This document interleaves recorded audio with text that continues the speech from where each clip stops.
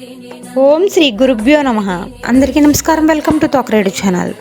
శ్రీ శ్రీ శ్రీ త్రినాథ్ గురూజీకి జై. మన సంస్కృతి సాంప్రదాయాలలో వ్రతాలు పూజలను నిష్ఠగా ఆచరించడం వల్ల సంస్కారం, దైవభక్తి, జ్ఞానం, ఆరోగ్యం అలవడతాయి.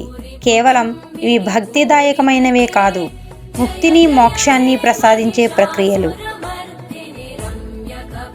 శక్తితో కూడుకున్నది సృష్టి, బ్రహ్మాండం, ప్రపంచం, దేశం, సమాజం, కుటుంబం, వ్యక్తి, ఇలా దేన్ని తీసుకున్నా శక్తితో నడుస్తున్నదే.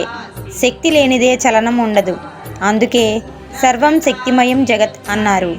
బ్రహ్మకు సృష్టి చేసే శక్తి, విష్ణువుకు వృద్ధి చేసే శక్తి, శివునికి లయం చేసుకునే శక్తి. ఈ శక్తులన్నీ వారికి ఓ మహాశక్తి నుండి ప్రసాదితమైనవే. ఆ మహాశక్తే ఆదిపరాశక్తి, యోగ నిద్రారూపిణి అయిన మహామాయ. ఆమెను ఆరాధించడం అన్ని విధాలా శ్రేయస్కరం, శుభకరం. ఆదిపరాశక్తిని పూజించడానికి ప్రత్యేక కాలమంటూ లేదు. ఎవరు ఎప్పుడైనా ఆరాధించవచ్చు. ఓం శ్రీ మాత్రే నమః.